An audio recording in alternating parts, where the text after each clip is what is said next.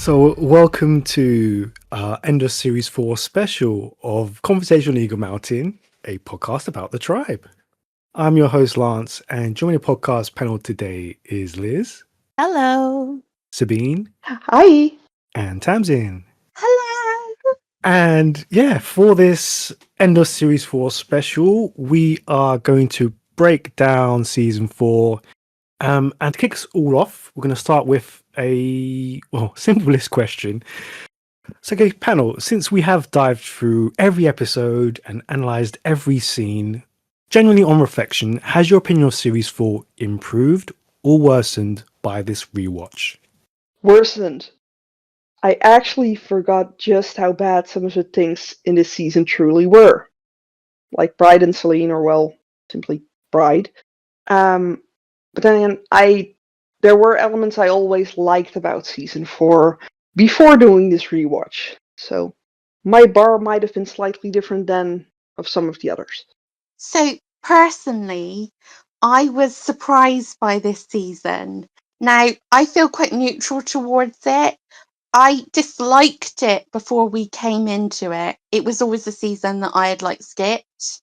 But I'm glad I went through it with you guys. And actually, it wasn't as bad as I remembered because I didn't really care about any of most of my favorite characters were either gone or they were just so watered down they weren't really there anymore, and there were some interesting new characters. I mean, the storyline was terrible, but I hated the end of season 3, so I will die on that hill. And I'd say mine is neutral. I think it became out as a net zero for me because I found more to enjoy. I found more positives, like I hoped. That was my prediction going in, that I hoped I found more positives in it than I had previously seen or allowed myself to see. But the things I hated, I still really hated. I hated them even more, and I had more context for why I hated them. And so, yeah, it just kind of they just balanced out towards the end. I came out finding more cool things about season 4, having a better understanding for people who have enjoyed it, and still hating the season and knowing I never want to revisit it. What about you, Lance? Yeah, I'm pretty much the same. Like during this whole rewatch, you guys have made me appreciate certain elements a little bit more. However, it still comes out as a major negative for the season as a whole because yeah, the bits I hate, I find I hated them even more. So, yeah. But I appreciate all the insights that you guys brought and shone a light on to give a bit of fun and light in this season for me. Which is far better than I think many people might have assumed it was going to be. Oh, absolutely. I thought I was going to come out of this with no hair, or even less hair, hating all of you guys, having trauma for days. But, you guys have made me appreciate certain characters and certain arcs and little bits that have made some enjoyment in this season. So that's good. That's all positive. Yeah. Not Like I bad. said, I'm like, we made it through and I still love you guys. I'm like, I think I laughed with you guys more this season because it was so absurd and it was like a survival Yeah. technique to latch onto each other and just laugh. I'm like, I think we laughed more just this season because of the insanity of what we were going through. And it actually made me feel closer to you guys. Trauma bonding. It's like, wow. Lovely. Yeah.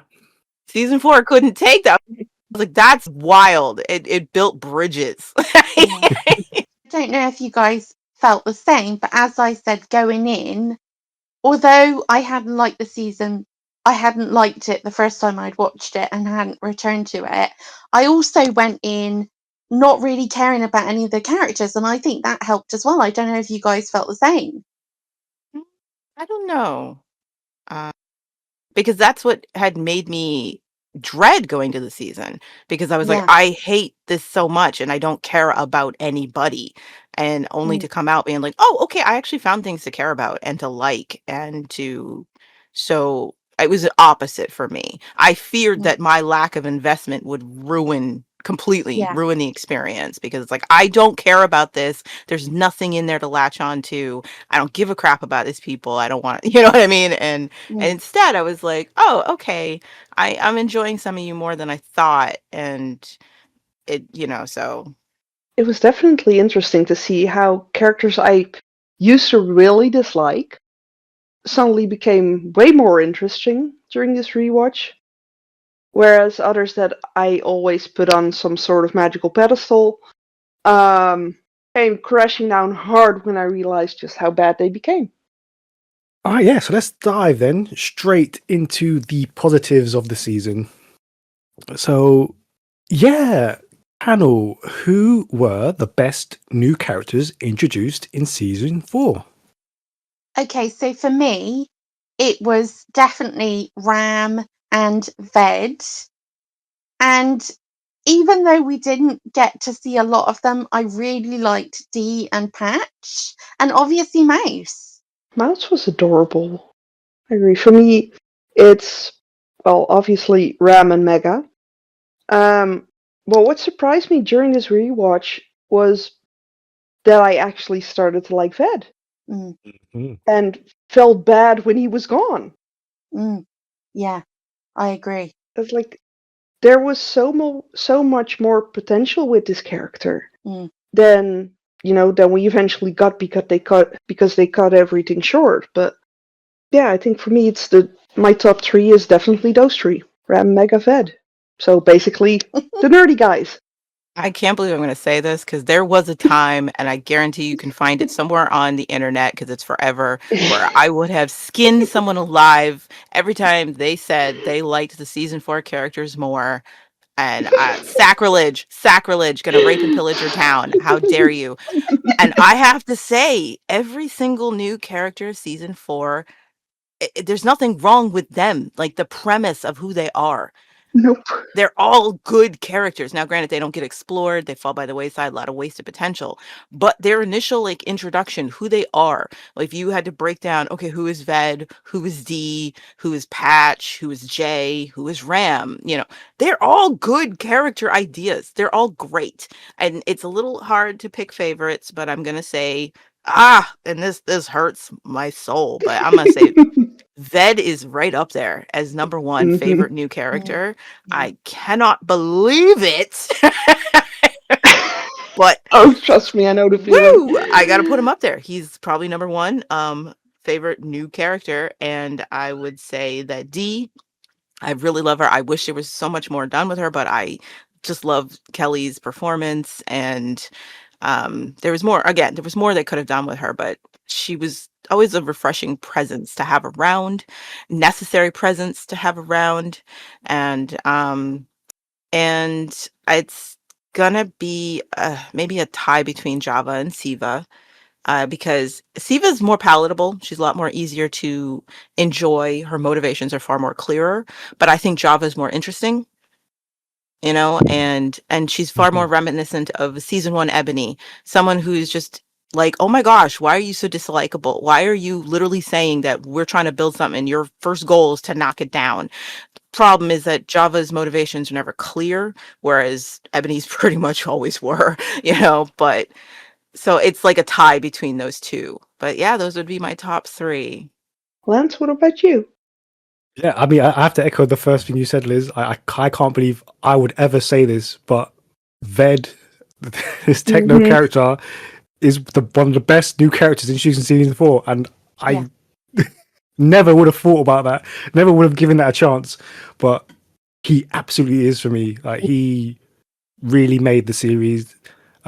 He had a really great arc that obviously was cut short and had so much more potential. But yeah, he really surprised me this series. And I have to go with you as well, Sabine, with Mouse. She was just so adorable. I loved her. Mm.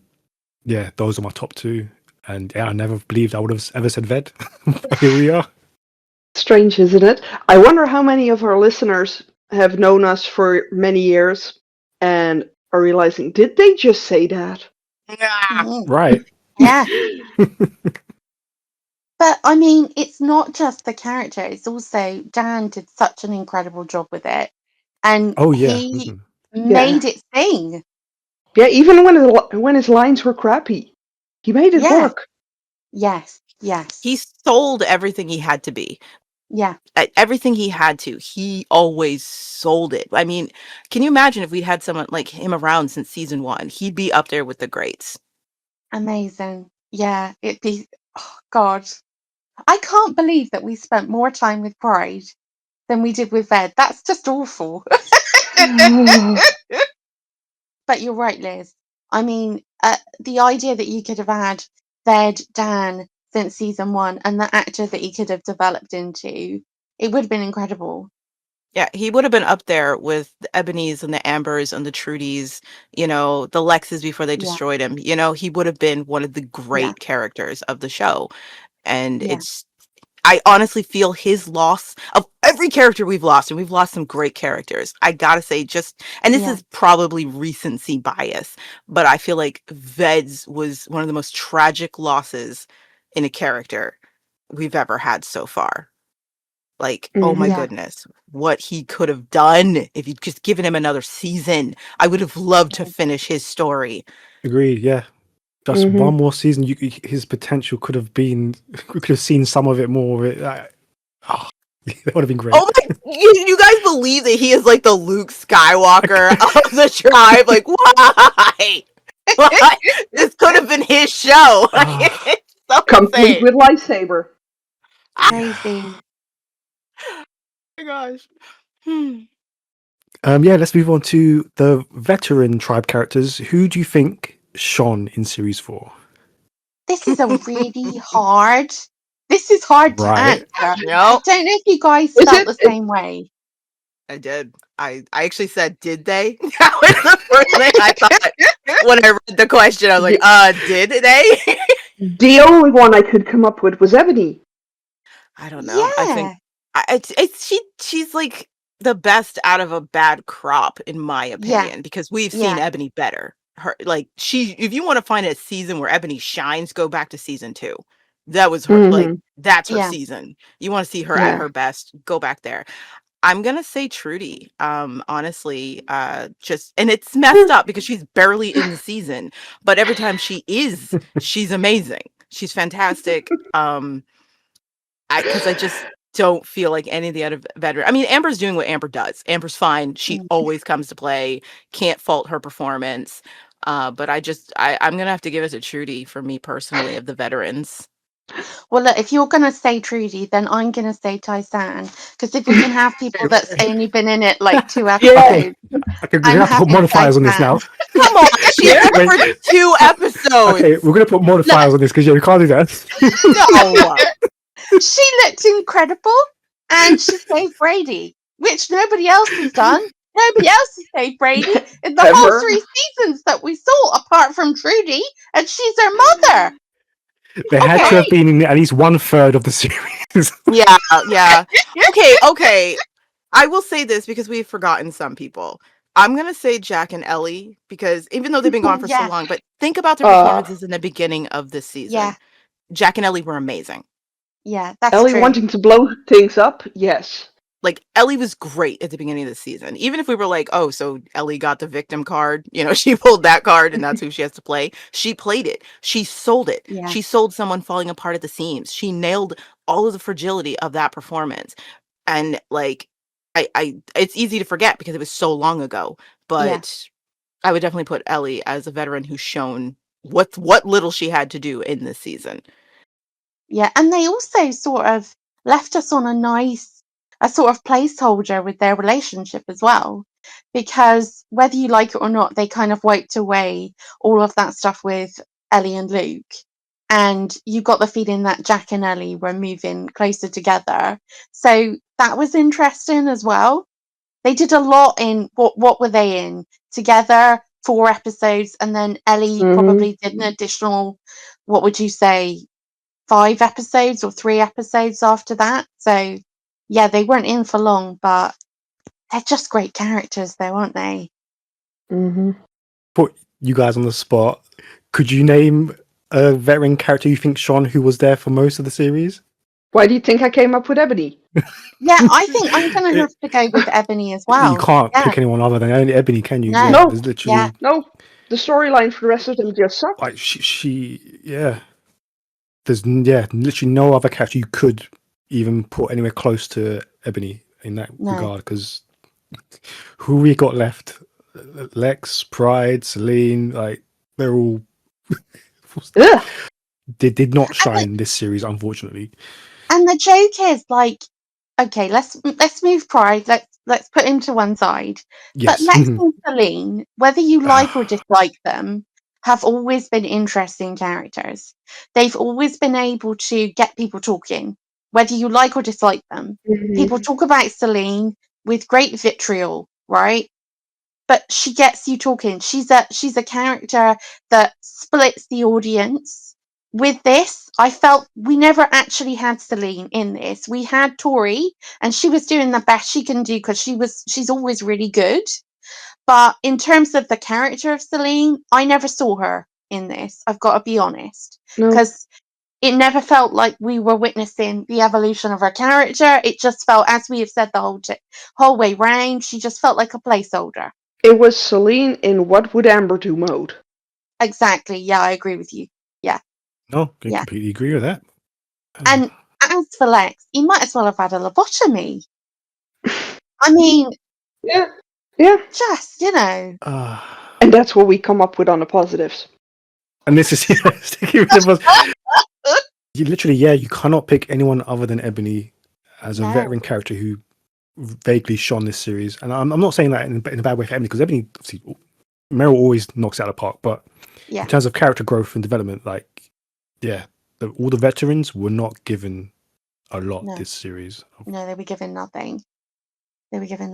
There, when you consider the new characters, and Right. I mean, okay, so like they had a lot of new characters to establish in a very short amount of time to do it. They'd also lost a lot of primary characters, veteran characters. So I appreciate that maybe they put a bit more into the new characters, but come on. I mean, could you not have thrown them at least a bone? Mm-hmm.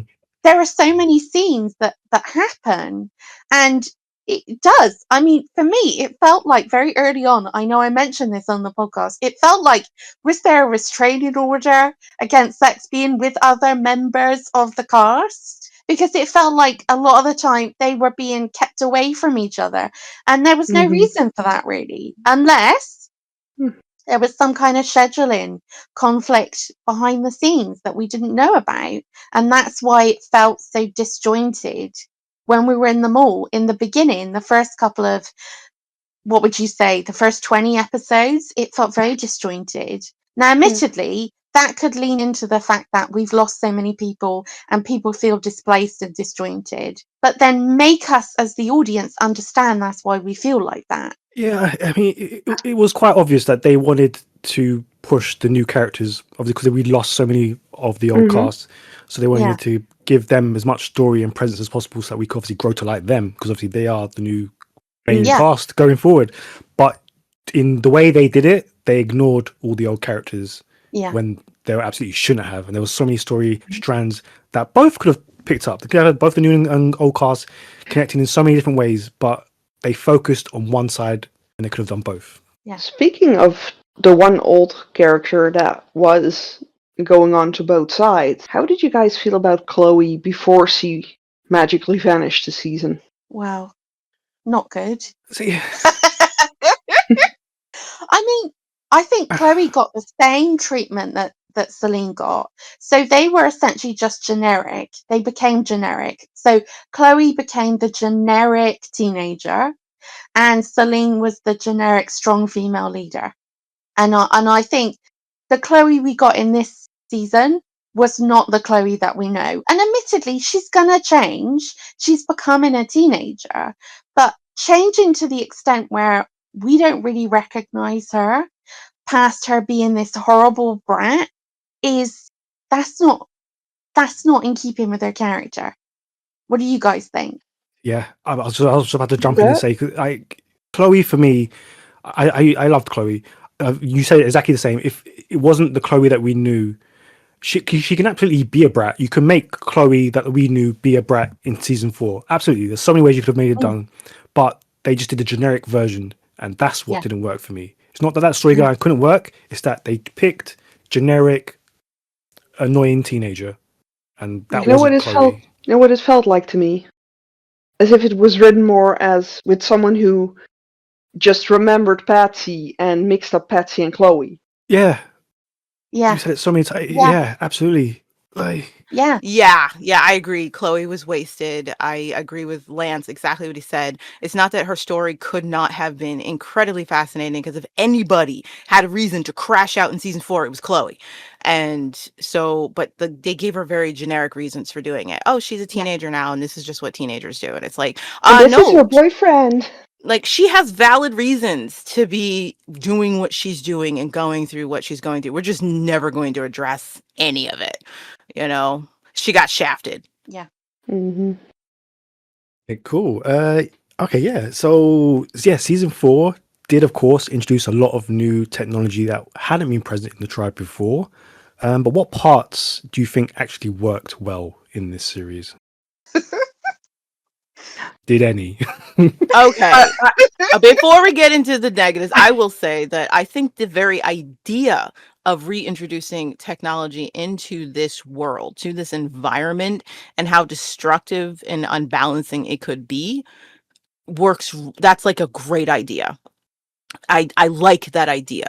You know, like these kids have had to go back to an agrarian lifestyle, and you can see them still trying to cling to what they knew, but they've had to go back to trading routes and their food source. They're dependent in a very different way than we are today. They're very aware of where their food's coming from now. Whereas now we just expect it to be in the store. But now these kids have to actually think about trading routes and keeping the farmers coming into the city and stuff like that. And all of a sudden you just reintroduce technology. That's a great idea. I'm just saying the idea is great. I did like that they at least thought of how the electricity would stay on. So the need for people to shovel coal in order to Mm, have electricity. I like that part. I mean, sure, slavery and all that, but the fact that it was needed, I can get behind that. And yes, certain things just work for me. Like we saw Jack with his one computer. I can fully get that a group of nerds at the level of the technos would be able to set up a network like that within the hotel. I also like the idea of what makes the technos formidable is knowledge. And for 3 seasons, these kids have lived in a world where might makes right. They went back to the Stone Age, and they literally had to build their tribes based on tropes. Like, we need to have a warrior, we need to have a leader, we need to have a provisions master, we need to have a medicine woman, we need to have a tech guy. Like, that's literally how you had to formulate your tribe to yeah. survive. And yet all of a sudden here come the technos, who are not formed that way at all. There's like 7 technos, and they take over the whole city due to a knowledge gap. That makes them compelling villains, and sets them apart. So I like that idea of the technology making them the villains, simply because these kids just literally do not know anything that these guys do, you know, and that's how they're able to take over. They're able to turn the water on. They're able to turn the power on. They're Mm. able to give you entertainment, you know, and make you slaves that way. They don't even need to use the lasers, you know. The lasers. Oh my gosh, just saying that word. Um, but but just the idea that your bad guys, they win because they're smarter. That's interesting. I really liked the invasion, the first episode when we had, and I think that leans into what you said, Liz, and also what you said, Sabine, about them essentially taking over the city with not that many. I mean, there didn't seem to be a lot of them, but because they were able to, they had the big trucks, they had the aeroplane, they had lots and lots of different aspects to it. They had the bombs, you know, and it was, you can imagine what it would have felt like to be a young person who had probably not heard anything louder than somebody shouting, like people shouting for a long time. And then suddenly a bomb's gone off in the road, and there's like loud hailers and things like that. And it's an assault on your senses. So I think the invasion was really, really interesting to watch, even though, we all know it could have been handled better. But for an opening episode, I thought it was pretty cool. I can't help but notice that we seem to be actually skirting around the real question. We're totally skirting around the actual technology. Well, like, what can you really say? And we're meant to be in the positive section. No, I'm going to jump on what you just said, Tamsin, because I think when they first arrived, the whole kind of grenade explosion things, that was cool, and it kind of showed that they were a small force, but because they had that kind of explosive technology, I mean, it was easy to scare large groups of the Sea Kids. That was well done. I like that aspect.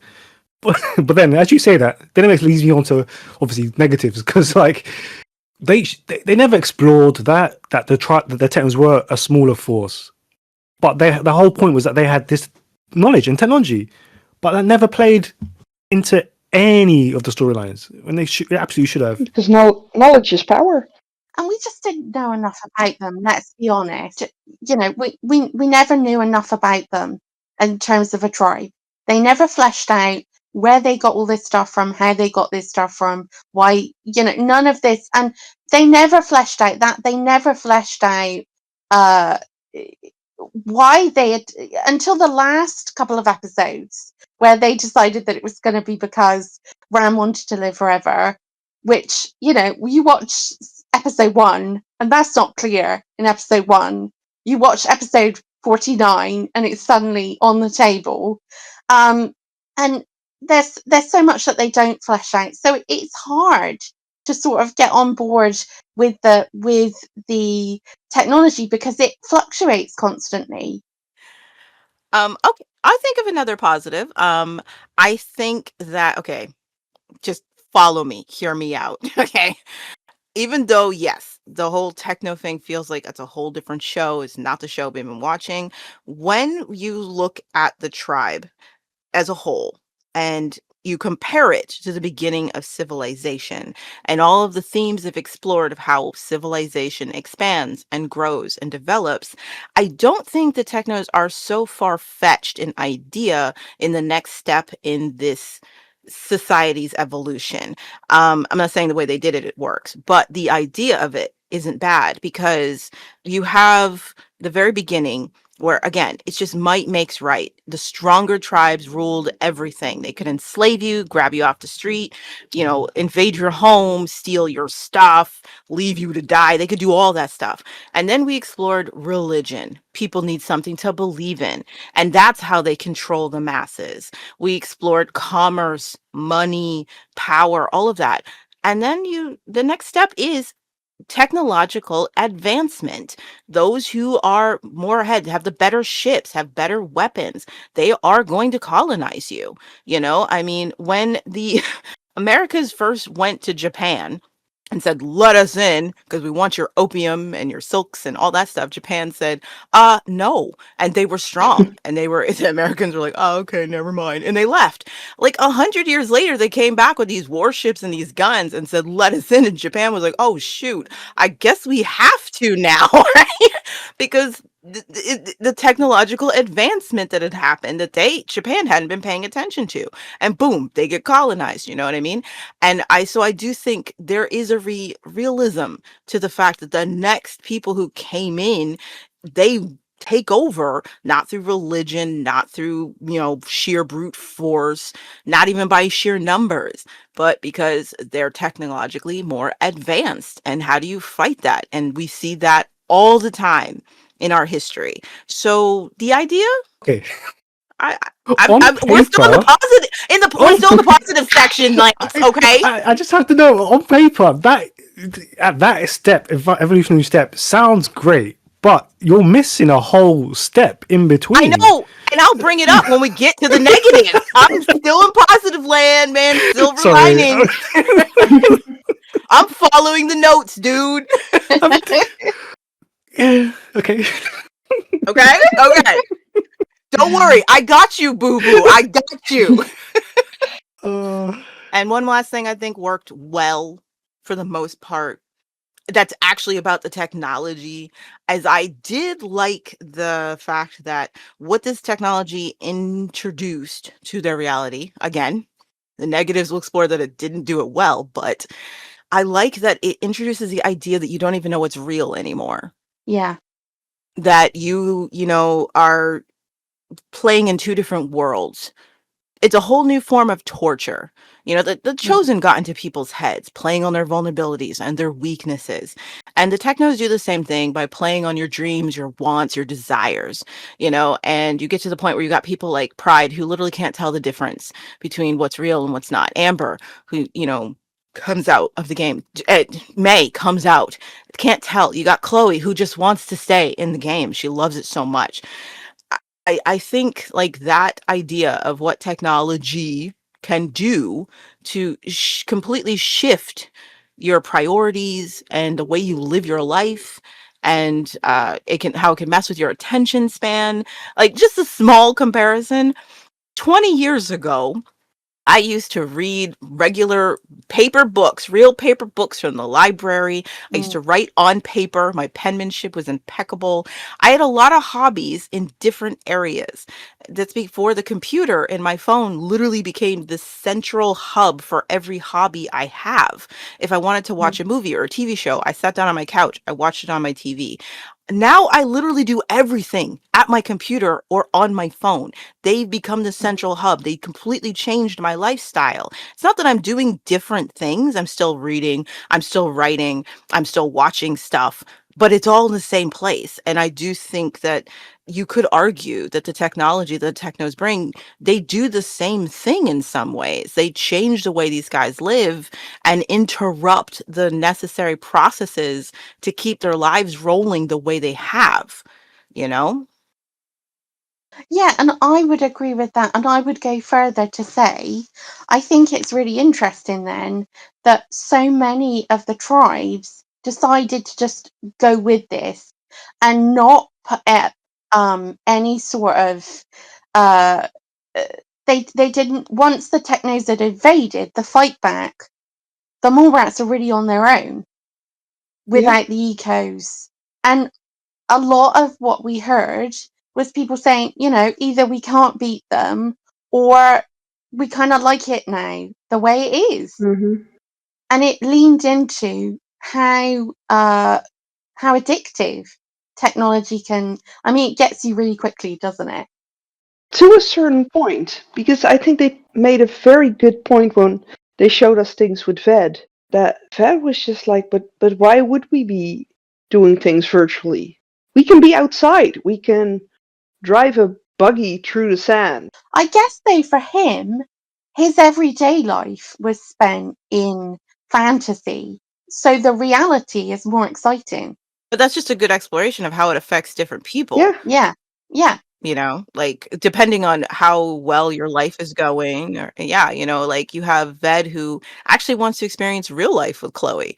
And Chloe's Yeah. Yeah. like, Yeah, but it's so much cooler with the headsets on. Why would I go to the beach with you when I can put this headset on and have a cooler experience? You know, and Ved's like, crap, Or that's not not the way I thought this would go. nope. Because he spent most of his time behind the screen for ages. Mm. And for him, the technologies work. It's a project. He wants a Yep. grade on. He wants to impress Ram. Look what I can do. But it's just a job. For Chloe, it's an experience. Mm-hmm. And Yeah. so, I mean, again, I'm not saying they explored this. We'll get to that in the negatives. But on a positive level, these ideas are cool. Mm, okay. It's Come on, interesting Mark. to You see. agreed to the structure of these questions. You can't Yeah. be Wait, dragging wait. us to I the agreed to negative. the questions. I agreed to the answers. I thought you were going to say he agreed to the structure of season 4, but It's Lance's but fault, everybody. we'll table that temporarily. Yes, Let's move. we will. Come on. You know we're gonna tear it I apart when we know. get to the negatives, but I'm just like, okay, let's just look at some good stuff, you know. But yeah, okay, yeah. Let's switch over to what you believe were the best storylines or scenes that were in seasons 4. Mouse deciding she preferred real life over virtual reality and wanted to learn how to read. Nice, yeah, that's a nice moment for Mouse. Yeah, I don't know, it's one of those moments that stood out to me, just because we see so many people going, oh, but this is more important, and then Mouse of all people going, no, actually, I want to draw flowers on the wall, and I want to learn how to read. Oh, yeah. That's lovely. Okay, some storylines that I think were really good because this is hard because so many get dropped and some they just go nowhere. Um, so it's like storylines, more like story cul-de-sacs. You know, this is a nice neighborhood. You know what I mean? I'm gonna say I like Ellie. I actually like the mystery. You assume that it was Pride who was trying to blow up the technos because he was being the squeaky wheel, and to find out that it was Ellie all along. And then you look in and you're like, oh, you can actually see the signs. You can actually see the evidence that once she kind of calmed down, that usually is the sign that she found a way. She found something that made her feel she had some control. And for her, that was, I'm going to destroy these people. I'm going to destroy Ebony. This is all Hmm. her fault. I thought that was actually a really good storyline, and how it led up to her getting to that point, um, and her being pretty remorseless. I was like, I was like, oh, that was pretty deep. I enjoyed the mystery of how you get there. Again, Pride's the one who's arrested. He's the one who's put in jail. All the suspicions on him. You find the hotel key in his room, all that stuff. But it was Ellie all along. But again, it didn't feel like a rug pull because if you're paying attention to Ellie, it's like it's totally believable that she went through Jack's research and she was like, I've had it. And the fact that she wanted to end Ebony made perfect sense for her headspace and where she was. Thought that was a good storyline.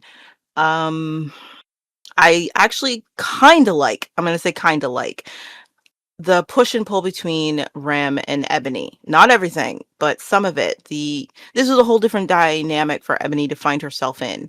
Uh, Choosing between power and love wasn't very well explained as to why this time she would choose love when she's always chosen power before.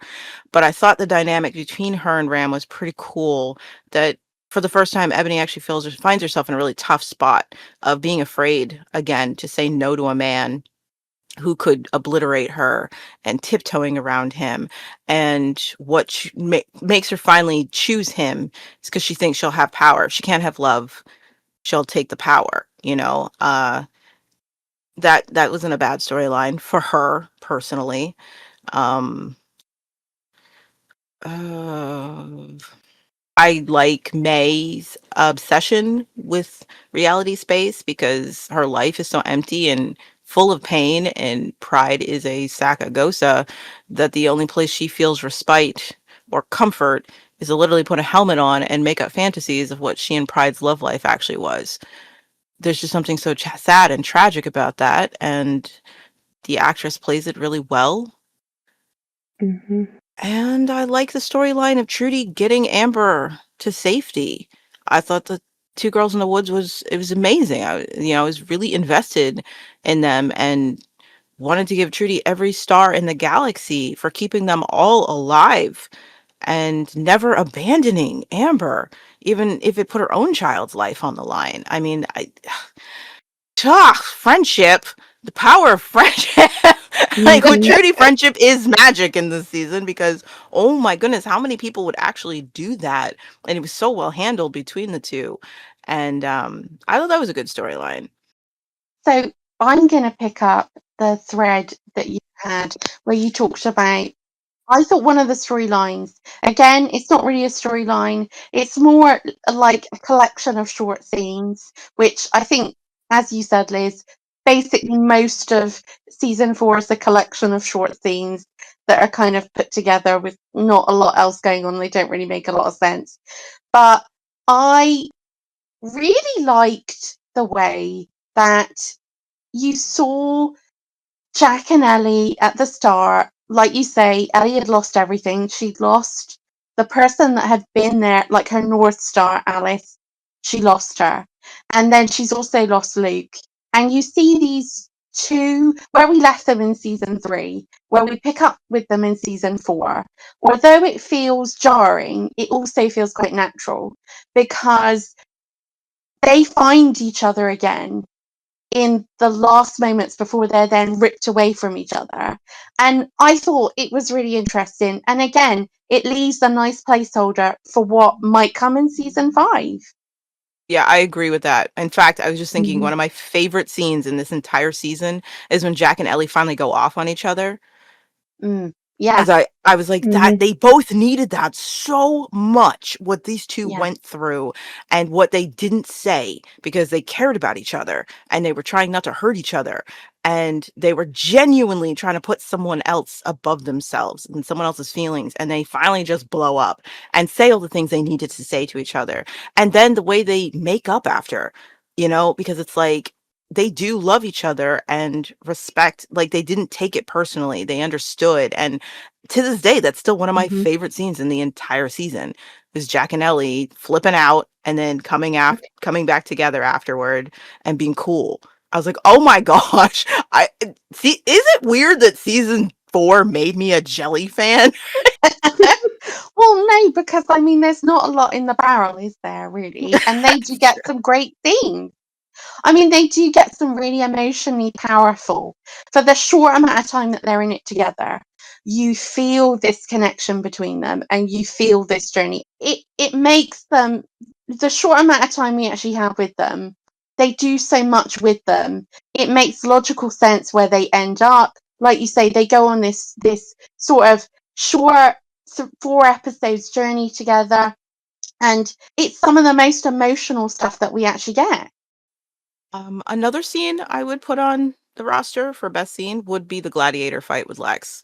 It's just very Yeah. cinematic. I mean, it's one of the Mhm. best ways they've ever used the tech and creating a whole new world for these kids to inhabit, and what you would want to do with the tech.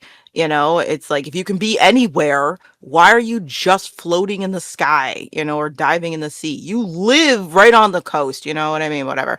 But I think that one was one of the best examples of what the tech could do and put you in a whole different world. So I would put that on like top scenes. What about you, Sabine? Hmm. Sorry, my brain doesn't really have anything to add to these. They're just so. Yeah, You want to best say few, highlights. don't you, Sabine? Hmm? You want to What? say there are just so few. Like, there's little moments that I really like, but just not real storylines. Yeah. Mm, Again, their story cul-de-sacs. It's like there's these small moments of getting that little feeling of, okay, what is Mega up to, and but also just a couple of those crazy Ram moments, but they're just so short and fleeting. yeah. Oh, good scene. Good scene that just came in. Sammy crawling through the vents and finding Amber and the other prisoners hooked up. That Yes, was a yes. fantastic scene. The music, the tone, the lighting. It was actually very terrifying. You were put in Sammy's shoes. It was one of the creepiest Mhm. things you ever see in the season. Like, oh my word, this is terrifying. Not to mention, and you see how traumatized he is after that, like what he Yeah. saw. Yeah, I was gonna say the aftermath of that is actually my favorite storyline in season 4. The Amber Mhm. recovering from her reality space experience and that whole Mhm. dramatic monologue of how she experienced it. That's probably my Oh, highlight. Yeah. yeah, that was good. That was good. Yeah, Beth nailed that. I will never deem Brady being snatched again as a highlight, but It's okay. just You can say it. It's okay. We know.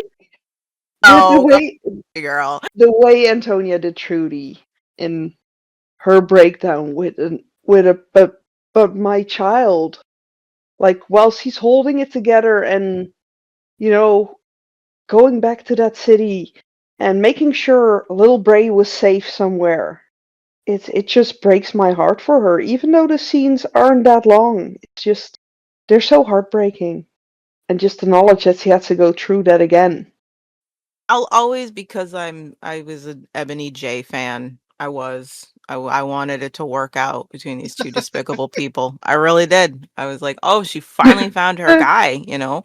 Um, They I deserve each always other. have a soft place in my heart was those two running away together. The whole storyline of her having start from him being captured to her having to torture him, and just that brief stretch we have where you believe that the love is real, it's reciprocated, they're in this together.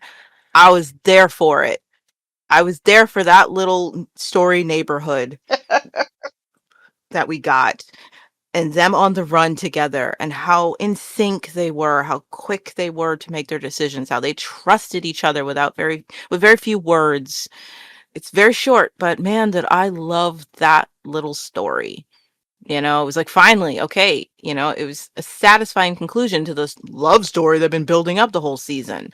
I didn't know they were gonna immediately throw it in the tip, but in the moment, it was lovely. And they had great chemistry, and they seemed cute, and it was just them against the world. They can go burn down a village somewhere else, and they would be happy, and I wanted that for them. And and I really loved that one. Right, cool. Yeah, let's head over to who was the best couple. Oh God, this is so hard to answer. I've got 3. 2 that are real and 1 that's just in my head, and you'll never change my mind. I was gonna say, is Jelly actually? Jack and Ellie, they win hands down. I'm sorry, the most Yeah, solid couple in the yeah, entire season, yeah. even though they're around for like 3 episodes together. I just fight me, you know what I mean? Like Yeah, they earned it, okay? They yeah, work. They've got Mm-hmm. 3 yeah, episodes together and they sell it, and I want them to find their happy ending. I do, you know? And second one, I would give to, who was it? I would give it to Patch and D. I think they're the yeah, most compatible. More could have been done with them, but they're still a joy every time they were together. The little things that Patch would do to get through to D, I thought were absolutely adorable. Mm-hmm. Like, Patch is not a fake nice guy. He's a genuine kind person who saw her, you know, and the way they would meet, the way they would emotionally touch was delightful. I wish we'd gotten way more of Patch and D, and I'm happy they left this hellhole to go live someplace else. They deserve it, and it's the Not only to way they're gonna be derail your happy. positive thoughts, but were they really a couple for that long? Like an No, episode? they weren't. They weren't. They were not a couple for that long. But I'm just saying, like, the end goal, that's what they were always building to with Patch and D. From the moment they got these two talking, it's very clear they were always going towards the will they, won't they. It was a long game, slow burn with Patch and D. And yeah, they only got like an episode to be together, but just look at their behavior together the whole time they're building up that story, with Dee trying to decide if Patch is the kind of guy she's into, or is she going to keep fawning over Lex? You know what I mean? That sort of thing. But yeah, it doesn't change their dynamic always being great together, the misunderstandings, the connections. And my imaginary couple, which I'll die on this hill, is Trudy and Hawk. So Mm-hmm. yeah, yeah. Yeah. Yep. Can't fault that one. those are my best couples for the season. I mean, can we just say that Trudy and Hawk were not imaginary? Like, if for us, they were real. It really happened. They were a real thing. But the problem is, if we say it's real, then we realize that Trudy had to break his heart so she could stay in the Oh yeah, city for season 5. That's why they have to remain imaginary. And in the imaginary world, she went back with the Gaians and didn't come back for season mm, 5. Do you know what I mean? That's why they gotta stay in yeah. the realm of make believe, because otherwise, if we say it's canon, then Trudy screwed the pooch on Hawk for Jay. You know what I'm saying? I don't want that. I don't want that. I'm just going for they both wanted to, but Hawk had seen things go wrong with how Pride changed when Amber came, that he just swore he would never date a city girl. Because somehow they always go back. What about you, Lance? I was just rapidly trying to think of one. He's like, I'm wrecking my brain. So okay, I've got one, but again, this is just such a missed opportunity. I've got to say, and I know this is going to go down like a ton of bricks, but I'm going to say Ram and Java for what they could have been, not what they were. I agree with that. I'll give you that. I thought of them. I was like, what they could have been. They could have been the number one couple. Yeah, It's what they could have been. It's not what they were. yeah, yeah. They are they are a couple, but they are the Hawk and Trudy for me. You know, this is what we could have had. This is what we didn't have. It's disappointing. They could have If been such a only. beautiful, functional couple. Yeah. If they just put a little extra work into what tied them together. But they Mm. just they couldn't decide from one episode to the next if Java even loved this man. Yeah. Couldn't decide. And there's so many levels and layers that you could have got into their relationship, from the fact that they can't actually be physical with each other, to the fact that they're having this emotional affair, to the fact that they would both sell each other out at the drop of a hat, but at the same time they're like ride or die for one another. Like, you could have done so much with this. It would have been exceptional. Yeah, I get you. I see what you see. Have you thought of any yet, Lance? Don't say No. Lex and Siva. Lance, like, nah. No, that quickly went. I was like, no, there was too much wasted there. Too much never explored between the two of them. You know what I mean? Nah, nowhere near the best couple this is. I mean, I'd have to stick with one of the early things you mentioned, Jack and Ellie, even though they're in it for very little. Yeah. I mean, I don't say this like every couple sucked. I'm just saying that No. for me, none of Yeah. those three couples are the only ones that stood out where I could give them Yeah. a best couple that I'm rooting for, or that I just thought they did a fantastic job with them. You know, I mean, as much as I love Jay and Ebony, I can't even give it to them. You know, Mm-mm. and that's me being a huge fangirl of the two of them. I'd rather give it to Patch and D. You know, so it's just like. I get it. I understand. If you can't give him the title and feel it from your bones, don't give him the title. Mm. Now, what about Chloe and Ved? I'm sorry, I can't give it to him. We've That isn't not to gotten say to they. work yet. I'm not saying that there wasn't something fascinating about Chloe and Ved. I'm not even saying Mm-mm. that Ved proves to have cared about Chloe far more than most of these people care about each other, you know? But it's just that I never really felt like Chloe was that into Ved, like No. as a Yeah. person, him personally, you know, it often felt like Ved was more, it's kind of like when somebody's rebelling and it becomes their whole personality. He was something new. He was something interesting. He was something that was hers. But I mean, as soon as she gets involved in reality space, I mean, Chloe spent most of her time. I was like, do you even like Ved? Yeah.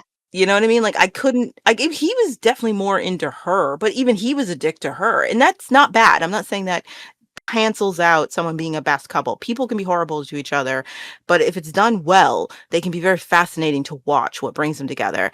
I just never really felt Chloe and Ved any kind of level. They just felt young No. and something new. And, you know, they were They just are kids.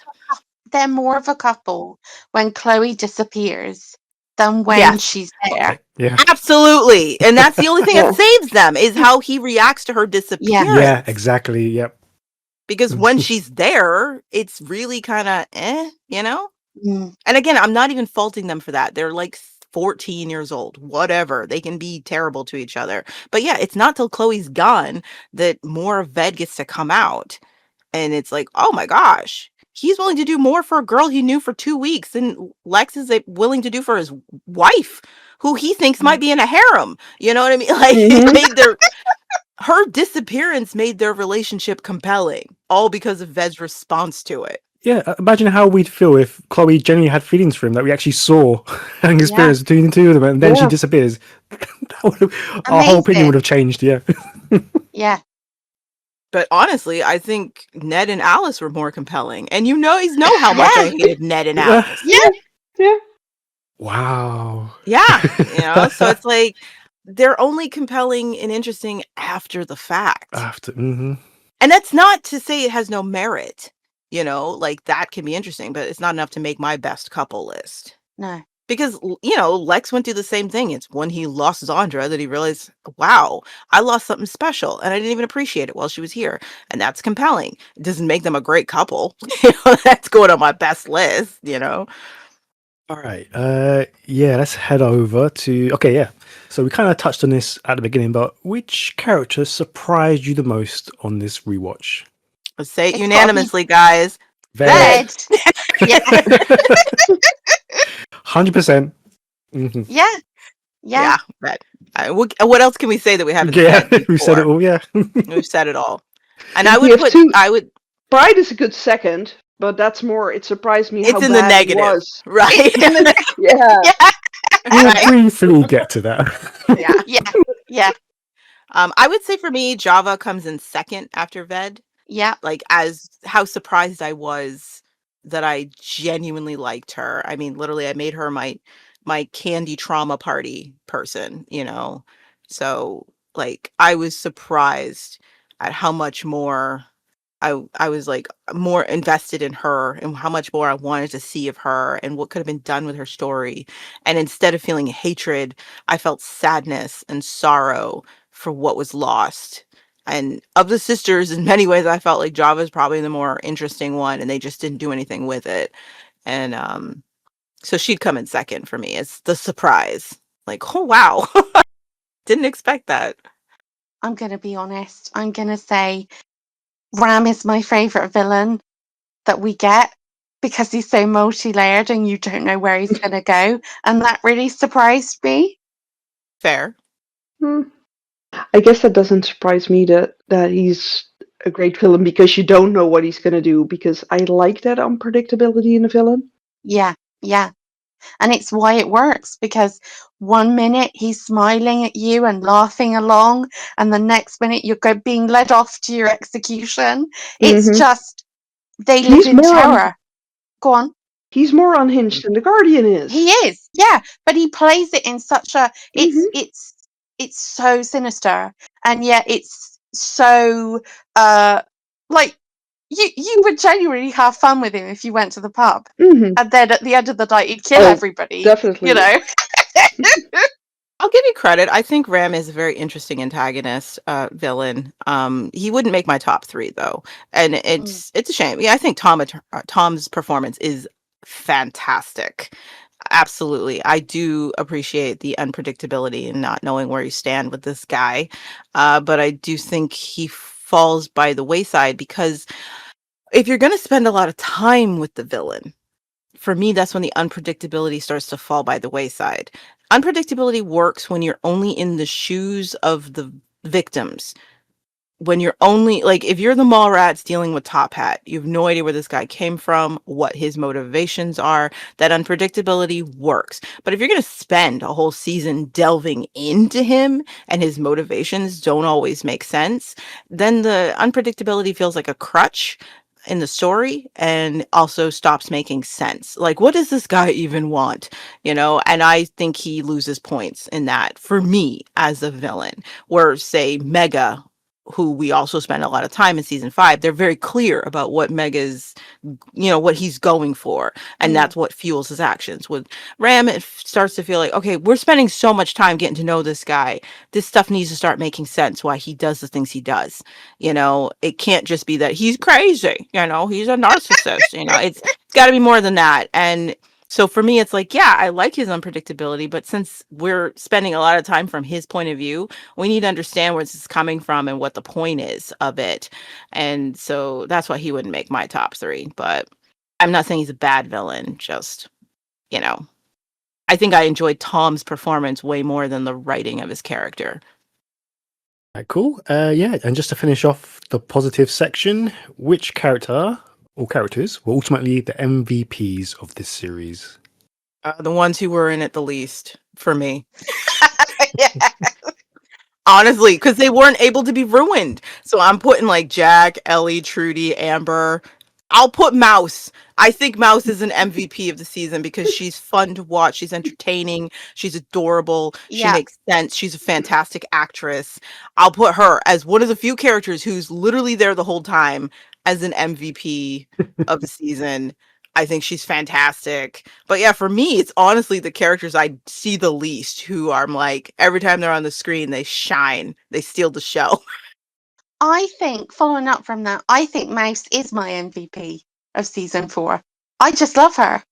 There's just so much about her. She steals And every scene, every line she plays perfectly. her She's fantastic. backstory is she is one of the most intriguing backstories because you have to think about how young she was when the world Mm-hmm. ended, and she's surviving with her brother who's only what 2 to 3 years older than her. They were Yeah. enslaved by people. Like, this little girl has seen some And stuff. You know? and then her brother vanishes. Yep, and the way she just adopts another one. She's just like, nah, I'm control my destiny. And she's so sassy as well. She Mm. is. And vulnerable. There Yes, I do think she reminds you because, that's what the young kids are meant for, to remind you. I Yeah. don't always think she's utilized as well as she could have been. Mm. And I do think, for example, Tally had more potential than, like, when it comes to the story and the character of who she was and what she was trying to survive is actually more compelling than Mouse, in my personal opinion. But again, they didn't do anything with Tally, so. But I do think Mouse reminds you of the vulnerable people in this world, but they often forget about her. They don't even watch her half the time. She's 6, you know what I mean? And it's just like they're so careless with her safety and where she is half of the time that I feel like it falls flat. If Mouse is there to remind you that these are the people that need to be protected in this world, why aren't you protecting her? How do you lose sight of this kid all the time? Oh, that's simple. They're just horrible babysitters. But that's the problem. It's like if she's supposed to be there to sell Yeah. this point, you know what I mean? And they don't sell it because nobody seems to give a crap what Mouse is up to and what she's in, where she is half the time, or spending time with her, teaching her anything. I mean, you got season 1 Celine trying to make sure the kids don't lose the arts, trying to teach them things like piano. They're trying to have a school room for these children. And Mouse is like, Make sure they learn how to read. here's Mouse going, could someone teach me how to spell my name? And everyone's like, what The do one you need that person, for, kid? the one person who wants to help her is Siva, He was the like, I'll person teach who, you. the person who was around technology for so long. Like, they just Mm. don't care enough about her to sell that this is important, that people like Mouse are important in I, this world. I think one of the things it does sell is how much Celine has changed. That she doesn't seem to care about these kids he adopts anymore. But it's not just Celine. It's like the whole mall. Like, nobody Yeah, cares. okay, but Lex never really cared about little small kids. But Celine was a whole different case with that. I know it's more, it stands out more that Celine doesn't care, but I'm just saying, like, it's across the board that nobody seems to give a crap about this small child who's supposed to be part of the theme of you guys go on and on about trying to save the city and the people in it, and you don't even want to save the 6-year-old within your midst who needs you more than anybody. Mm-hmm. You don't watch her to the level that she gets away with going out and shoveling coal, I know. Mm. Yeah. and Come then on, claims you she was guys. playing in the trash. She's just out in the city every day and you don't Yeah. even notice. You're just like, where have you been? Like, why don't you know where she's been? Are you kidding me? I must reiterate, she is 6. Maybe if you lock the door, she wouldn't be wandering out all the time. I was like, she's 6, and her brother was already vanished. Yep, and they Mm. cared even less. It's like they were hoping Mouse would disappear. Yeah, then they could simply think, okay, yes, she must have found Charlie somewhere. What about you, Sabine? Who's your MVP? Ooh, that's a tricky one because you guys make a great case for Mouse. It's such a difficult one because part of me really wants to say Mega because I like his introduction. I instantly like the character, but he's not in it that long, so he doesn't really count as this whole season. And I'm just really fond of Ram. You can have him, Yeah. sweetie. Yeah, I collect nerds. Um, no, but I don't know. For me, it's just the whole concept of a tribe like the Technos on its own. is something that I could just see happening with, the kind of people I hang out with. Mm. This one might be a little controversial, but I think it can be argued for them to be in the race for most valuable player. I'm going to throw in Siva. I'm not saying she should win above the others I've already nominated, but I do think of the storylines of the characters we follow through the entire season, Siva's might be the most complete story that stays consistent in what the story is. She starts like she has an arc, like a real arc throughout the entire season from beginning to end. We meet her. She seems like, okay, she's a bad guy. She's one of the bad guys. She's totally on board with what the bad guys do. She's married to this guy and this little throuple with her sister. It's creepy. And then you start learning things about the fact that she doesn't really want to be there, that she lives in fear. She just wants comfort. She doesn't want to confront the things that her tribe does. In many ways, she's a lot like Luke, except she's not a freaking martyr, who just spends all her time like, oh my gosh, woe is me, Like, Steve actually does something about it. She finds an escape hatch and she gets out of there, but it's still scary. She still has a problem dealing with other people and finding her place and not even knowing who she is, what she wants. She just wants security, and then stepping up on her own 2 feet and realizing, if I want things to change, I got to be different. I got to be someone people want around. I got to pull my weight.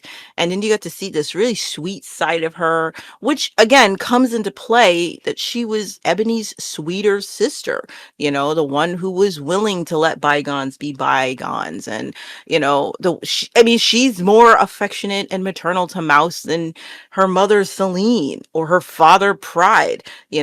Heck, Siva and Chloe are both more maternal to Mouse than Pride and Mm-hmm. Celine, Um, and actually spending time with her and teaching her emotional things and just showing genuine care. People don't realize how effective it is to just show a kid you're interested in their well-being. Small things like, I'm going to show you all of the things that make a girl pretty. It's just a little thing you should know, sweetie, and you don't have a mother. Someone should show you. I will teach you how to read. I'm going to listen to the things you're scared about, and like, these are important. And then, like, the acceptance she has of the man she's decided to be with, seeing the best in him, even though he doesn't deserve it. Her acceptance of his losses. I think it's beautiful that you had a wonderful thing with your wife. I'm sorry you lost it. Showing some accountability that she's sort of responsible for that. Finding her strength. I don't want to fight. I don't want to be involved. Okay, I'll do it. Like, standing up for herself. And even though she still doesn't know what she wants, she still wants security. But I just think she has the most complete arc in the entire season. I would Mm-hmm. argue she should be nominated for MVP.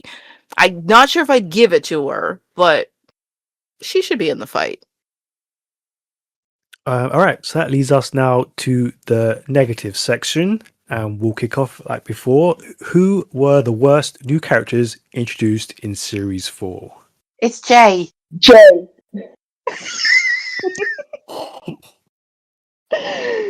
Yeah, it's Jay. It's Jason.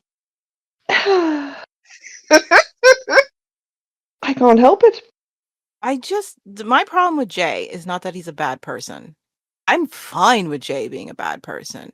I think what makes him the worst is that the narrative is trying to convince you that he's not Yeah. a bad person. Mm-hmm. Because there's nothing wrong with a character being awful. Ram's awful. We like Ram. It's because the narrative doesn't ever try to pretend he isn't awful. But Jay, they bend over backwards to try to convince you that nothing he does is ever his fault or wrong. Yeah, I agree. It's that they're telling us how great he is, and they're showing us that he's absolutely the worst, one of the worst people we've ever met in this show, in my opinion. He doesn't earn any sort of redemption. Because again, you've already done this with Luke, somebody who is doing Mm-hmm. awful things because of some belief they have that it's for the greater good. Then they have to realize that what they're doing, it doesn't like what they want to do doesn't justify what they're actually doing, and then they try to make up for it and blah blah blah. Like it's not like they can't do it and it's not like they haven't done it. But with Jay, they did not want to put any work into redeeming his character. They just want to whitewash all of his actions. Like he was never that bad to begin with, so why should he have to redeem himself? And he was always he was a fence sitter anyway from the start. He's Yeah. like, I'm not a techno. I do techno things. I do the techno bidding. I work for the technos. I enslave people. I kidnap them. I colonize cities.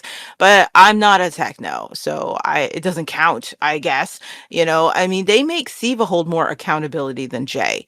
When she's not Yeah. literally even involved in most of what's happening. She's sitting at home doing her nails and rubbing Ram's shoulders. Jay is out in the field actively doing the techno bidding, and they want to pretend that none of that counts because he wants to make the world a better place. Mm.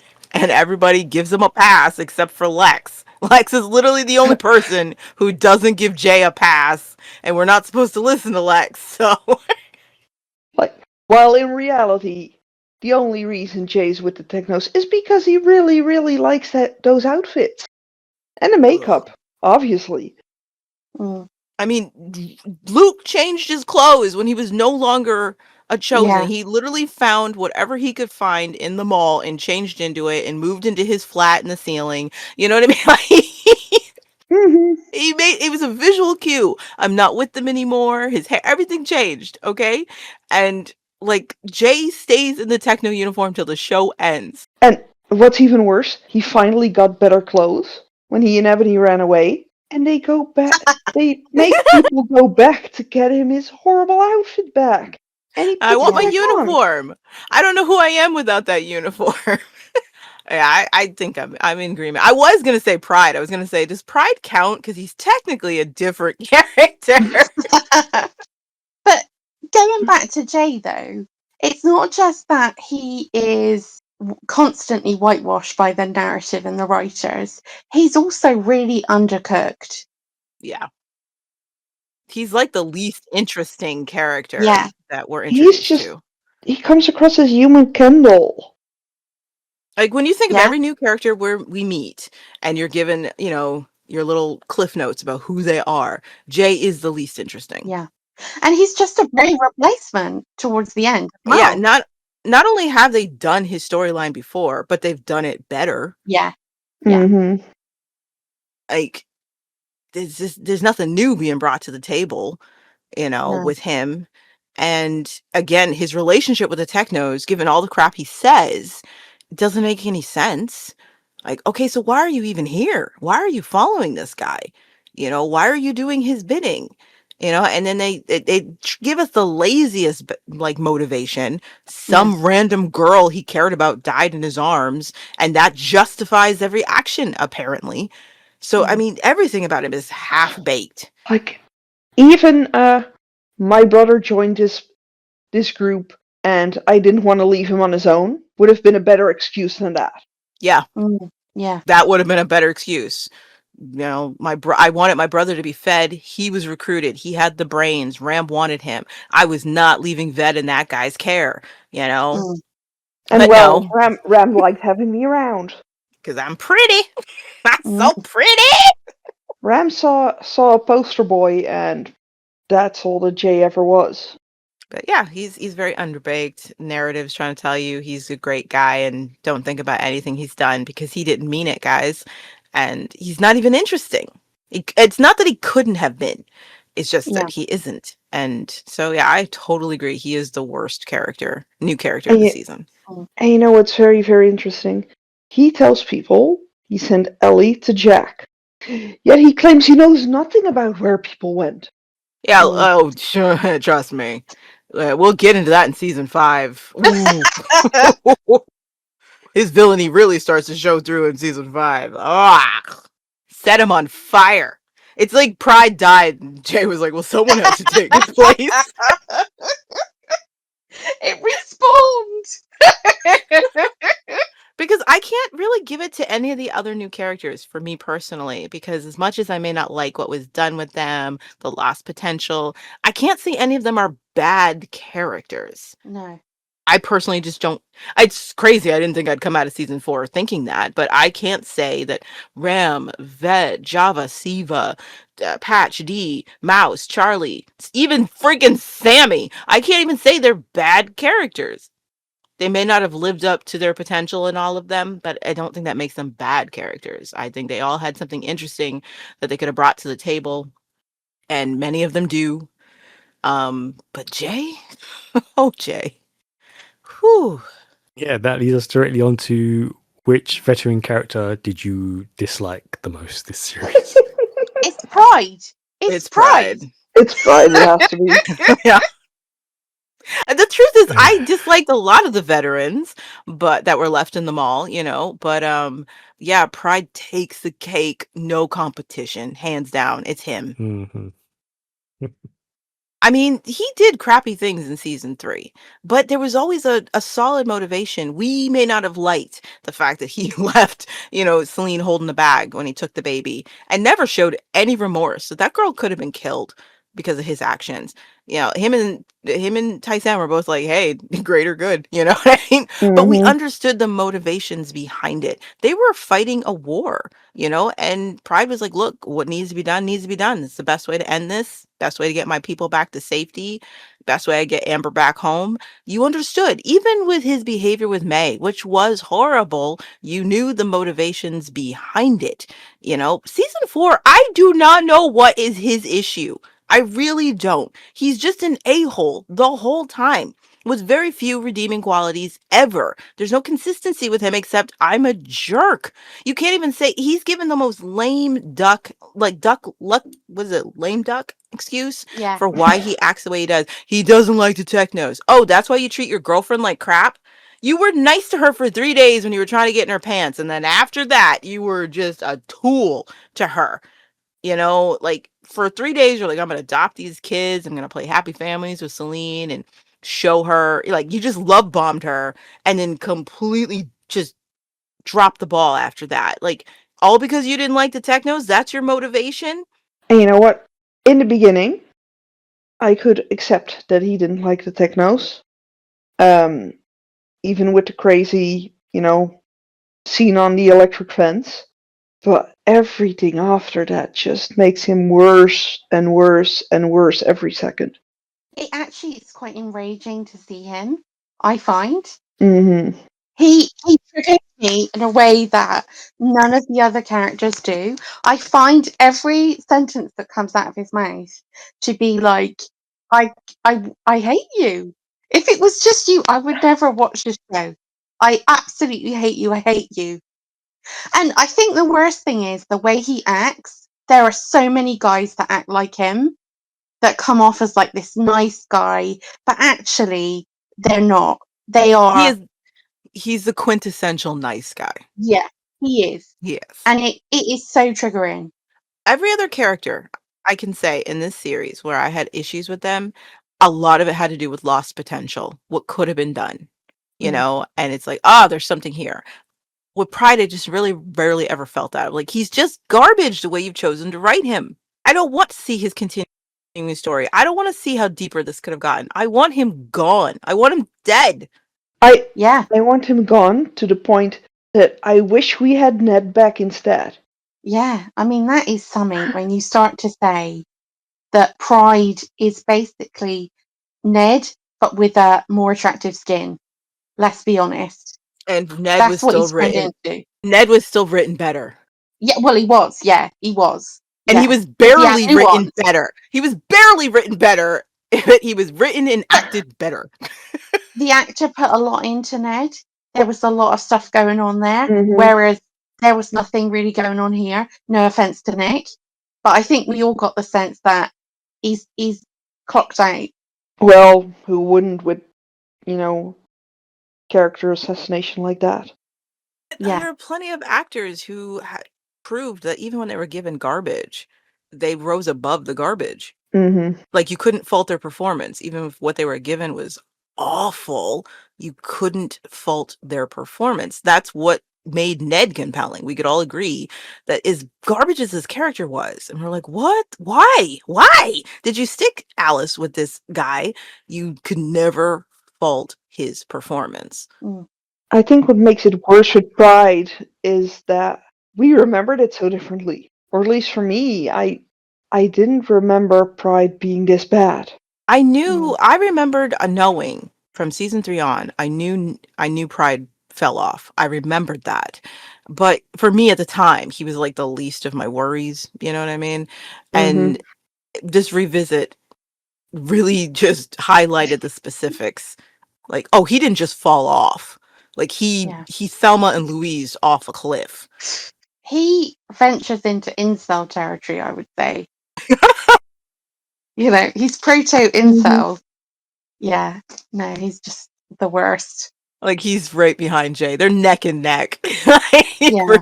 Because the narrative still also tries to excuse everything Pride does as well. Yeah.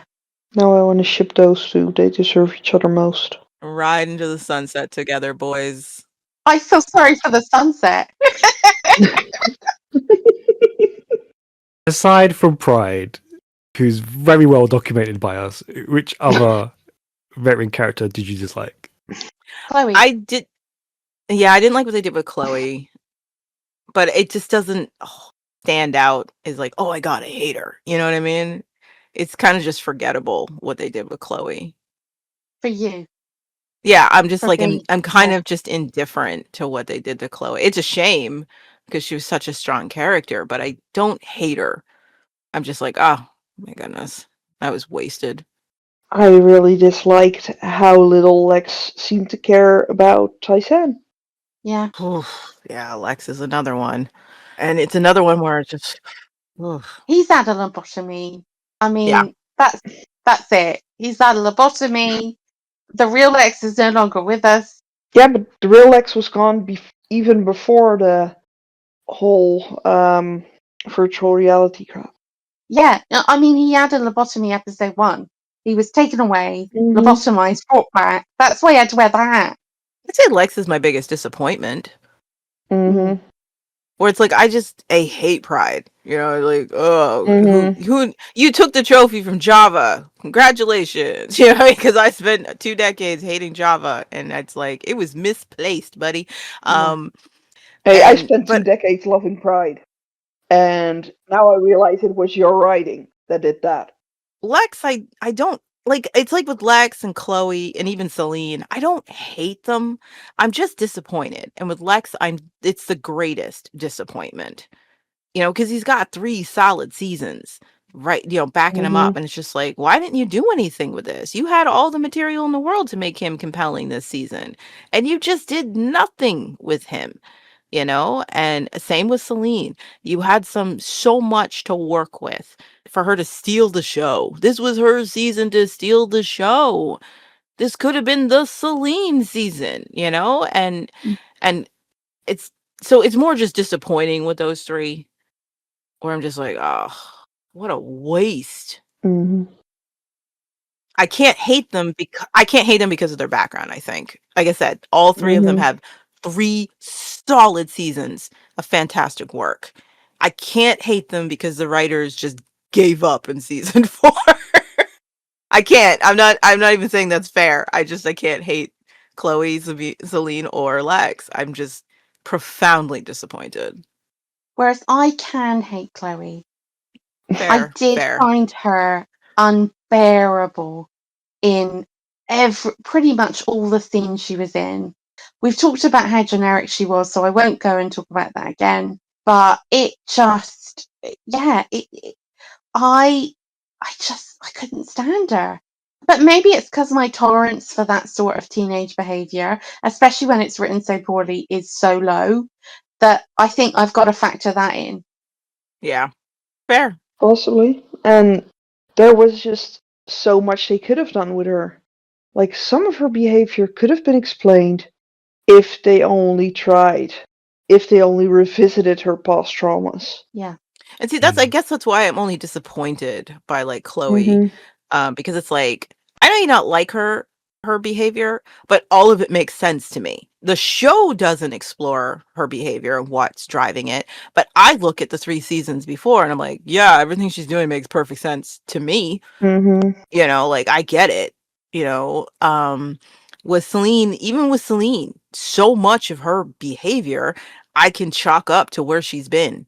You know, the show doesn't explore it. That's the disappointment. They could have done more and explored like what is driving Celine and why she is the way she is in season 4, but they don't. Lex less so. Like the 3 seasons that came before don't back up his behavior in this season as much as the other 2, but I still could make it work if I had to write it, you know? But it's like someone with Hmm. pride though, his behavior is so abominable and there's nothing to back it up, you know, or Jay, same thing. And then the narrative is trying to tell you that they're both blameless for these actions. That's what makes both of them hateable for me.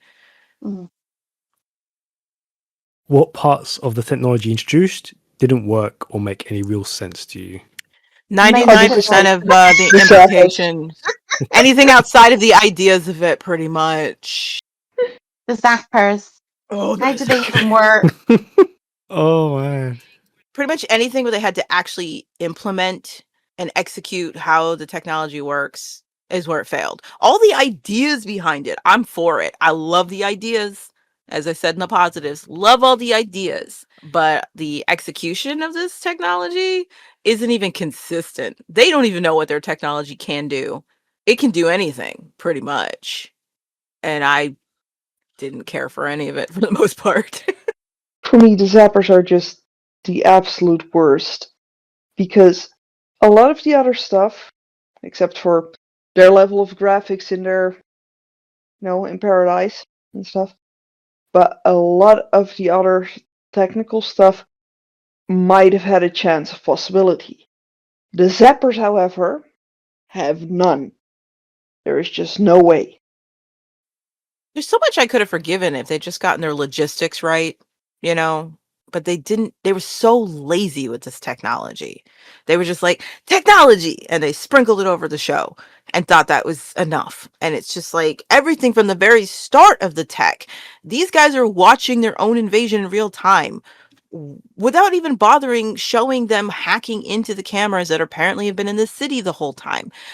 Like, oh, you're going to establish this city has always had cameras everywhere, which I'll buy. There are plenty of cities that are that advanced, you know, even back then that would have, you know, street cameras and things like that. Okay, but at least show that these guys are hacking into this system and how, you know, but no, like from the very start, it's so lazily implemented how their technology works, what it does, how it affects people, you know, I hate it all for the most part. That's why I had to stop talking about it because every episode, that's all I would do. And it's like, no, Mm. it's off the table. We just have to accept this is what it is. But I have never liked it, never accepted it. Love the ideas, but the execution of it has always been pretty garbage. And yeah, that brings us nicely on to what were the panel's worst storylines or moments from series 4? There's so many. Bride's I've got to addiction. say, yes, Yeah, that's the yeah. terrible one. The pivot with Amber and Jay. Oh, There's so many. but Oh, that's oh, just no. like they've shown us what reality space can do to people, how it can mess with people's heads. And then we have some people who have no issues when they use it at all. And then we have Bride who, goes loopy, yet doesn't seem to have any of the other after effects that Amber or May had when they just came out of it. I think the overall story of the season, which is the techno takeover and the purpose of it and the techno goal, is garbage. I think it's terrible. These guys, I accept that they're all there for their different reasons. I accept it. I accept that Ram had a secret plan none of them knew about. I don't accept that nobody knows what the goal really is. Every time we talk about the goal of the technos, it's paper thin. You know, the vague phases.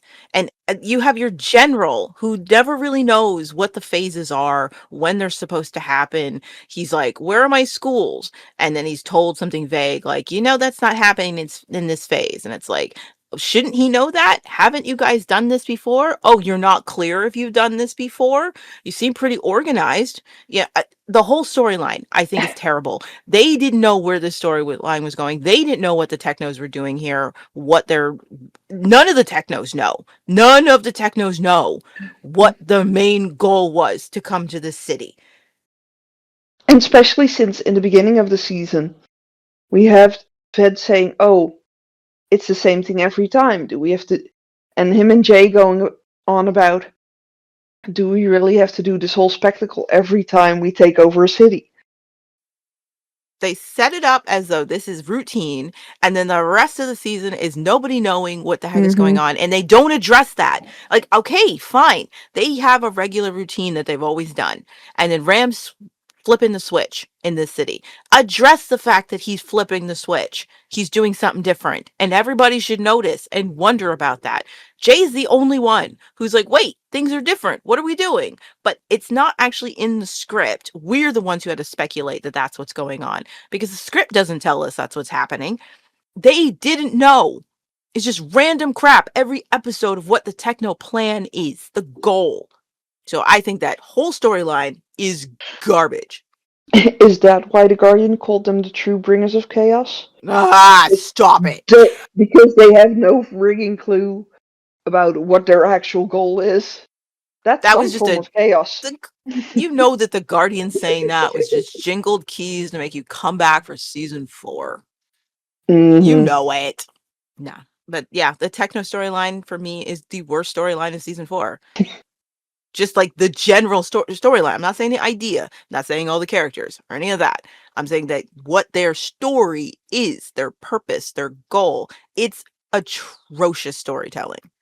That we all must love Jay is also the worst thing ever. Yeah. Do you have a worst couple this series? Pride and Celine.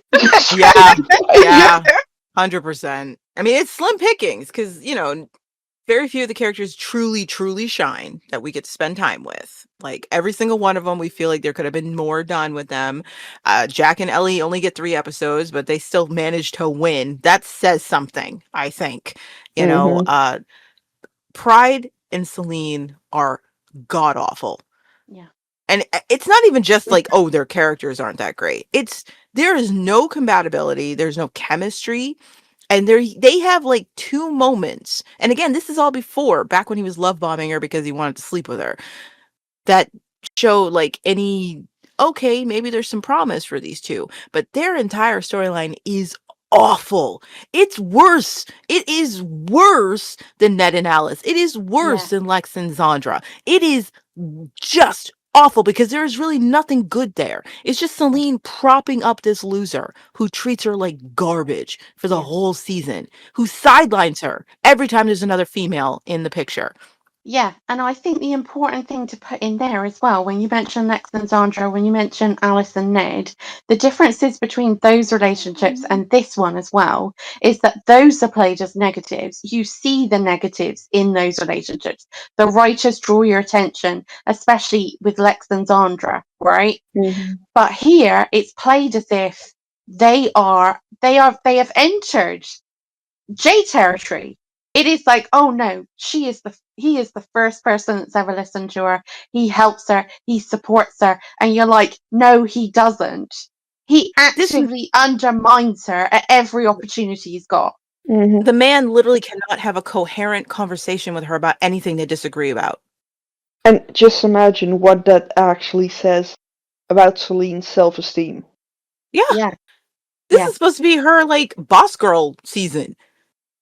And this is who they hooked her up with. A guy, as you said, undermines her, does not listen to her, doesn't show her any freaking respect, and is just a yoke around her neck. She's just propping this dude up the whole season. And it's painted as endgame. This is goals, people. Yeah. It's disgusting. It's and atrocious. It sends such a negative message to a young audience. And in the end of all those issues, I might have forgiven it if they'd address what their problems were and actually resolve them. It's like when I would give Celine and Ryan a lot of credit because it's like they had a lot of problems, but they often resolved them. And that's being in a Hmm. relationship, especially when you're 16. That's actually pretty healthy if you can resolve the problems you're having, if you can actually address what they are and discuss them and come to a new agreement how we're going to move forward. Celine and Pride never address the problems in their relationship. Instead, they tried to make it all May's fault, even though May was only there for a fraction of their relationship. Yeah. They don't address any of the things that he did to her, how he treated her, how he talks to her when they have a difference of opinion, how he behaves when another woman comes into the picture, how he seems to almost go out of his way to foster her insecurities and doesn't even see how he's treating her. Garbage. Put him under the prison, both of them. It's not even Celine's fault, but yeah. And it's even worse because we're going to get episodes after episodes eulogizing him, Yep. eulogizing their relationship in season 5. Yeah, you're gonna use this as a way to send her back down the hole because you got to make room for Amber. No, Yeah. I'm not crapping on Amber; it's not her fault, but No. you got to get Celine out of the way somehow, right? Oh my goodness, yeah, easy win. Those two. Nobody else comes close. All of the other couples have problems, but Nope. never painted as some beautiful thing ever. None of the other couples are painted as a beautiful thing when they aren't one. I mean, Amber and Sasha were a much better couple than these two. Yeah, they were. And they just had like a 3-day weekend of fun in Cabo. Realized it wasn't going to work. Went their separate ways. But hey, just seven more episodes, honey. But somewhere, Pride asked Selena to marry him, guys. I'm sorry, I didn't mean to laugh. Just remember, in these last few episodes of season 4, somewhere in there, Pride asked Celine to marry him, and she was like, "Yeah." And we're supposed to feel bad about that. We're supposed to be like, "Oh no, she lost him." Oh man, May did you a favor, Celine. You just don't know it. Did us all a favor. She was doing God's work. Yeah, I honestly don't think any of the other couples have a chance of taking this trophy. They may have issues. You know what I mean? They may have been like, whatever, but none of them top these two. They're the worst. Okay, yeah. Just to wrap up this section, then, what characters do you think kind of bottom tier just either sucks joy out of every scene or just done dirty this season? Lex was done so dirty this season. Yes, he was. Yeah, that's such a great disappointment. Chloe's right there too. Yeah, I was going to say Chloe next. Hmm. Yeah. And I'd even argue Celine. I was Yeah. really disappointed. She was built up. And again, I said this could have been Celine's season and she deserved to have it. Hmm. And there was so much they had to work with and they gave her nothing. You know, I mean, she's literally the leader of the Mallrats in season 4 and they don't ever treat her like that. It's a Yeah. novelty position. It's a consolation prize. It's a participation trophy is what Celine gets. And that was just bad. But I mean, obviously, the one that surprised you at how awful they are because you remembered it differently is Pride. We know. Hmm. Yeah. I'm also going to throw in, and look, I really like Amber, but I'm going to say the last couple of episodes of season 4 will lead us down a road. We all know Mhm. where this is going, and it begins here, Ugh. doesn't it, really? Yeah. And yeah, it's the end of her character, really. No offense, Lance. And also, I really like her as well. Yeah. I'm saving it for season 5, but they Hmm. sow the seeds right in the last few episodes of season Yeah. 4. You know, just it starts with that stupid kiss, and you're like, where did that come from?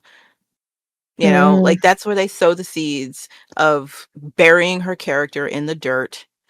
And but season 5 is where she's gonna take it, unfortunately, and it breaks my heart because everybody knows how much I love Amber, singing her praises in season 1 when a lot of people didn't like her. And I was like, don't you dare, don't you touch my queen.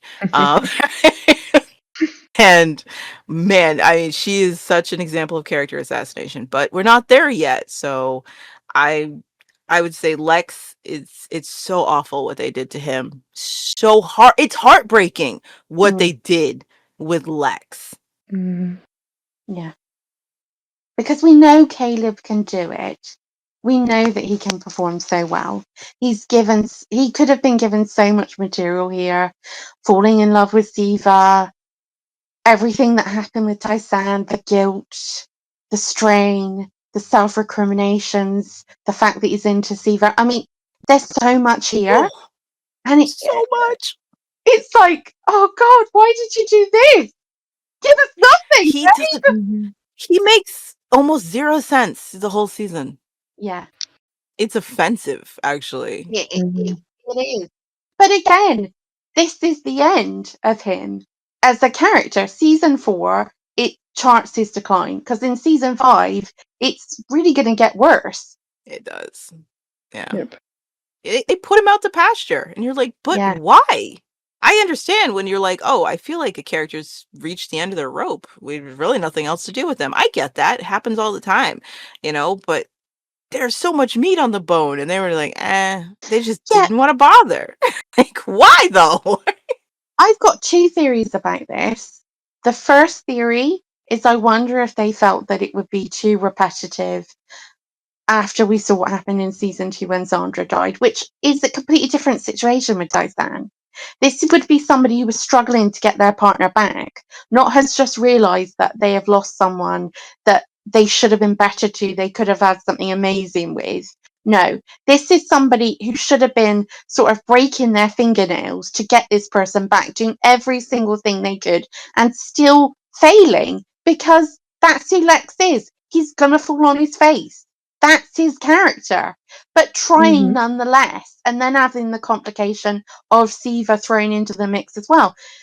I'm also going to say, and I wonder if it's that realistically, they don't know how to write him without either Tysan as his significant other or a significant other. They don't know what to do with him if he isn't immediately in a relationship or is with Tysan. I feel that very strongly because of what will happen later on.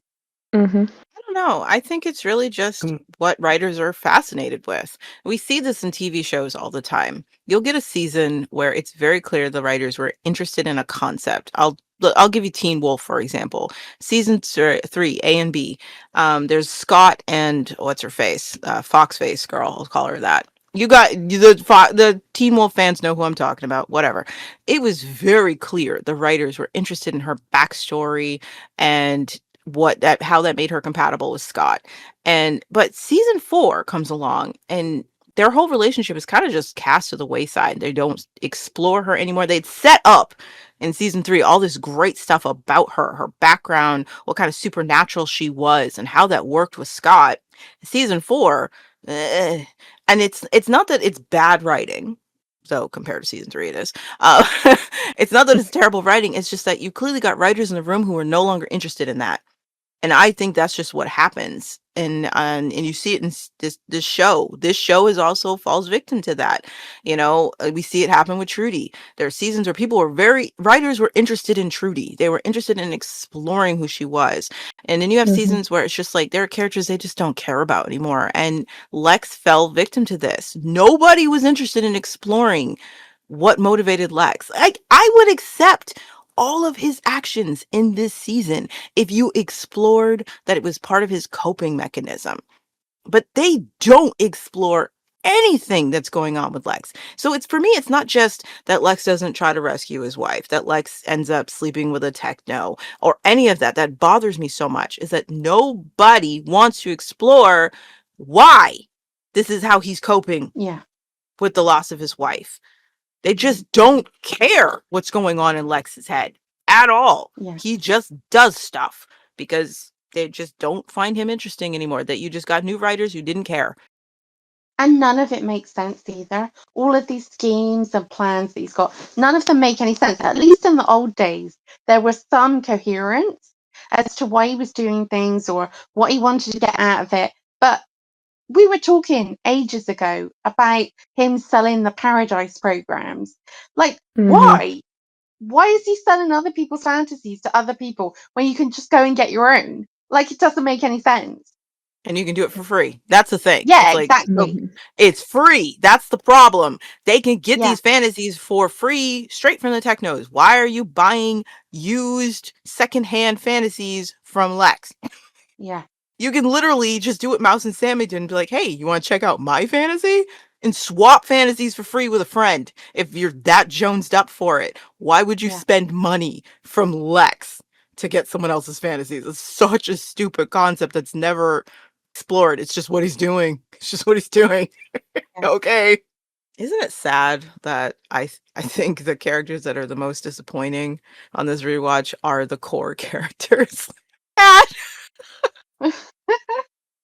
Like, they couldn't even prop up the show. Oh no! It was the new characters that kept you at least a little interested and intrigued. Well, the writers No aren't wonder really, people like the technos so much. You and the know? writers aren't interested in the core characters, are they? They weren't. No, they no. weren't. They literally just abandoned them. They weren't interested. They weren't at all interested. And to think, at one point in time, back in season 2, we were like, maybe you should just write Dal out. You're not giving him enough to do.